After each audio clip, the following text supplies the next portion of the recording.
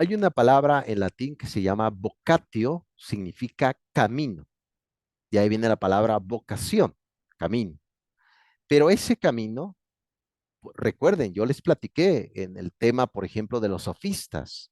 Los sofistas fueron los primeros que empezaron a cobrar dracmas, como era la moneda en ese tiempo en Grecia, el dracma, cobraban. Y entonces, pues un docente no cobraba. Entonces, ¿qué hacía? Los alumnos le llevaban, oye, profesora María, oye, profesor, le traigo aquí una gallina, le traigo aquí un borrego, me sobró aquí de mi rancho.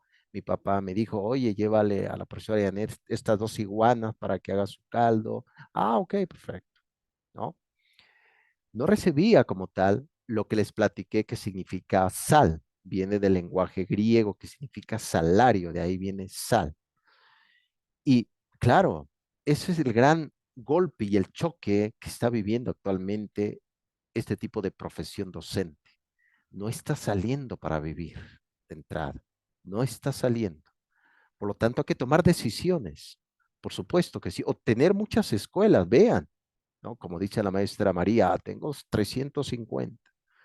Yo inclusive, mi esposa y un servidor que somos docentes totalmente online, tenemos muchas universidades donde prestamos nuestro servicio profesional, llegamos a calificar hasta 300 tareas y son proyectos.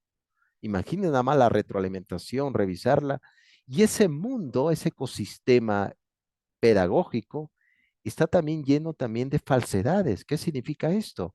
Que alumnos entregan trabajos plagios, o que tomaron, hay unos que toman ideas completas. Entonces, hay un desgaste, como les platiqué, en el momento de la práctica docente del siglo XXI. Les dije, ojo, profesoras, no pierdan de vista cuáles son los problemas que vamos a estar enfrentando los docentes. Ah, hay una hepatía, ¿no? Hay un sinfín de circunstancias, ¿no? Hepateia, como se dice en griego, ¿no? Se trata precisamente de buscar una empatía, pero también hay una forma de violencia. Vean qué pasó con la chica, lamentablemente. No sé si vieron ahí dos chicas que se pelearon, una murió, etcétera, etcétera. Uno pregunta, bueno, profesor, ¿dónde están las feministas, no? Es decir, una mujer también mata a otra mujer, ¿no? Esa es la reflexión precisamente. Y ante eso se está precisamente encontrando la acción docente. Esa es la realidad del aula de clases. Una sociedad cansada, la sal no me alcanza el salario para poder vivir correctamente. Entonces, ese es el gran choque. ¿Qué significa? Ha aumentado más el trabajo y ha disminuido precisamente la rectificación docente. Ante eso estamos encontrando. Lo has comentado bien, maestra María. La olla express está a punto de explotar y me parece que va a explotar, ¿no? Con estos contratos individuales que dices, ¿no? Y el salario, etcétera. Bueno, profesor, tengo 4 horas, un ejemplo, ¿no? Doy clases en la UNAM, tengo 4 horas, 150 pesos, como que no me alcanza. Y luego me están diciendo que preste un poco más de servicio para hacer capacitación. No, me tengo que ir a mi otro trabajo, lo siento. Entonces, son realidades, por supuesto, realidades, pero es importante apreciarles, maestras, que a lo largo de la historia, eso fue la figura de un docente. Hoy vamos a ver un ejemplo de una profesora italiana que publica un libro que se llamó Pedagogía Científica. Ese libro yo lo tengo, si gustan se los puedo compartir. Se llama Pedagogía Científica. Claro, esta mujer se llamó María Montessori. Antes de entrar con directivo de escuelas inteligentes, me gustaría ver precisamente las circunstancias que vivió esta mujer. Por lo tanto, eso es precisamente lo que conlleva nuestro tiempo, ¿no? Y yo creo que tomaste una buena decisión ética, por supuesto, maestra María, de decir, bueno, voy a buscar este tipo de buscar una relajación personal, porque al final de cuentas uno se va y el trabajo va a quedar, ¿no? Entonces, o a lo mejor alguien más va a venir a hacer mejor tu trabajo, ¿no? Oye, profesor, ¿qué pasa con todo? Sin fin de circunstancias. Muy bien, bienvenida, ilustre maestra María.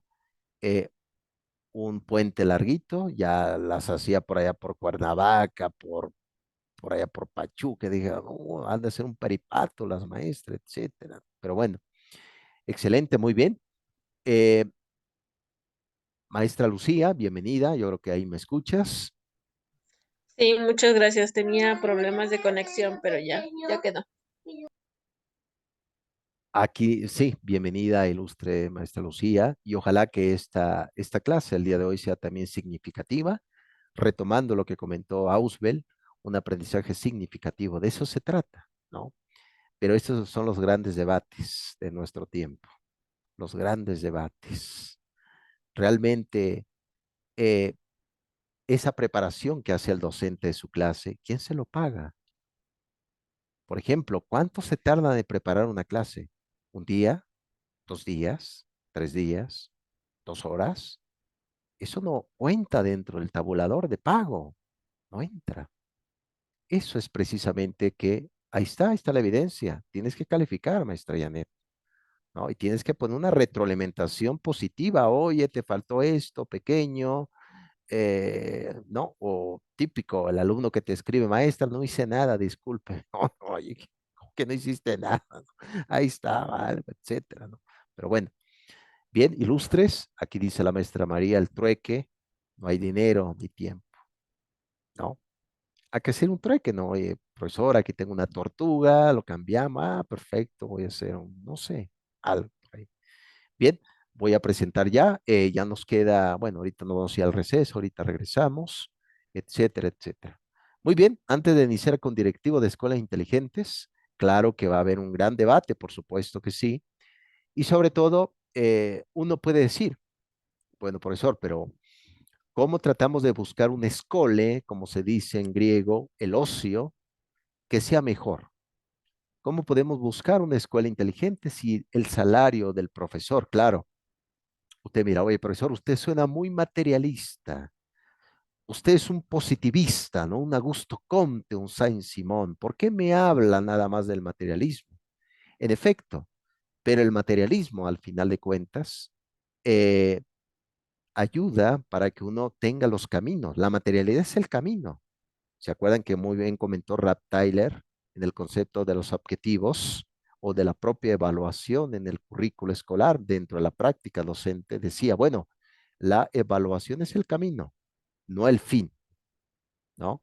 Por lo tanto, la materialidad es un camino para lograr ese fin. Entonces, dígame nada más un aspecto práctico. Cuando van al súper, maestra, ¿cuánto se gastan teniendo una familia? ¿No? Más de 2,000 pesos o hasta 3,000. Vean, yo voy con mi esposa, más de 2,000. Somos dos nada más. No tenemos hijos. No, aquí dice la maestra María, oye, profesor, no me hables de esto, no me hables en este momento, no me hables. Entonces, eso es precisamente lo que conlleva. Bien, vamos a ubicarnos ya en el siglo XX dentro de nuestra materia y es importante pensar precisamente que aquí dice la maestra María, no pagan ni la preparación y menos la evaluación. Totalmente ilustre. Tienes toda la razón. ¿La preparación qué es? Compro libros, ¿no? Hace poco me compré este libro. Es una novela docente. Ahí si alguien lo quiere comprar, adelante. Es una novela docente. El ocaso de la lechuza se llama. Es una novela de un profesor que vive sus periferias, que vive sus perifecias, etcétera, etcétera, ¿no? Aquí el autor,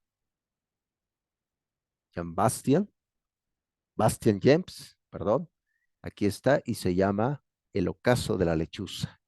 Por si alguien lo quiere comprar, es precisamente una novela de un profesor. Todas las incertidumbres que vive en la realidad y la novela se ubica en el año 2049, no ahorita, sino en el futuro. Curiosamente, el libro de directivos de escuelas inteligentes nos menciona eso. Es un libro que se proyecta hacia el futuro. Usted me dirá si realmente es un futuro distópico, utópico, realista o no. Pero bueno, eso es precisamente lo que se trata, ilustres maestras. Muy bien, vamos ya a ubicarnos en el siglo XX, en la práctica docente. Claro está que ya hemos pasado lo que comentó Helen Kay en el libro El siglo del niño, ¿no? Recuerden que El descubrimiento del niño se dio a partir de lo que fue el siglo XX. ¿Por qué razón? Porque recuerden que el niño se pensaba que, como muy bien lo llegó a decir Platón, Aristóteles, que el niño nacía descompuesto. Por eso el niño debería de no correr, no andar ahí corriendo. Lo antes posible, tratar del que el niño saliera de esa vida descompuesta y pasar ya a la vida adulta. No había un intermedio, no había un proceso de vida, de decir, bueno, como lo comentó la epistemología genética de Jean Piaget, ¿no? Con esos estados, ¿no? Por el cual el niño va adquiriendo motricidad, etcétera, animismo, no existía como tal.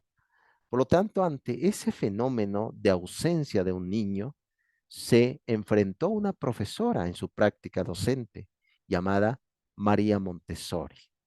Ella, claro está, una mujer, pues nada para su época, muy rebelde, déjeme decirle. Y aquí podemos hablar de una buena rebeldía femenina, por supuesto que sí. La educación. Claro, vemos en el siglo XVII Juana de Asbaje, Sor Juana Inés de la Cruz se enfrentó ante todo eso también. Ella quería estudiar. Había dos opciones: casarse, estar en la casa con el manual de la buena esposa que les platiqué, ¿se acuerdan? Este manual que surgió en el siglo XX, en cómo atender al esposo, cómo hacer un buen caldo de iguana, etcétera, etcétera, ¿no? El manual de la buena esposa y por otro lado, entrar a un convento, como le pasó a Sor Juana, ¿no? Sor Juana se rebeló y pues estudió, etcétera. María Montessori, claro que inicia y va a la universidad y estudia medicina. Claro está, a posteriori se dio cuenta que debería de haber estudiado filosofía también, estudia filosofía y claro, se encuentra ante esta gran disyuntiva sobre que había muchos niños pobres de la calle y había un mal diagnóstico también. Oye, profesor, no me hables de esto. Sí, ¿qué se decía sobre este mal diagnóstico? Que los niños de la calle todos eran retrasados mentales. Ante eso, precisamente, se encuentra María Montessori en su práctica. Vean, ¿cuántos docentes en este siglo XXI no dicen, oye, tú tienes un TDA? Espérame, espérame, el diagnóstico está mal hecho, tú no eres especialista en esto. Ah, es que profesor, yo no sé leer. Y el profesor me dijo que soy un retrasado. No, espérame, eso está mal, no es correcto. Por eso es importante, ilustres maestras, que qué estamos diciendo, cuál es la narrativa que estamos describiendo dentro del aula de clases. Se encontró precisamente María Montessori con deficientes mentales. No lo eran, por supuesto que no. Y claro, ya tenemos un antecedente de estos dos autores, Edward, Jan, es precisamente ellos que habían trabajado ya con los niños salvajes. Recuerden que en el siglo XVIII encontraron a un joven, bueno, un niño, tenía 12 años, corría desnudo por el campo y atacaba a las gallinas en un pueblo que se llamó Aveyron, en Francia. Este niño se llamó Víctor de Aveyron, el niño salvaje. ¿Fue verdad? Por supuesto que fue verdad. De ahí viene la historia de Tarzán, el niño que fue abandonado a su suerte, ¿no? Entonces, aquí precisamente viene dentro del proceso el papel que tiene una institución educativa. La escuela, ¿para qué nos ayuda?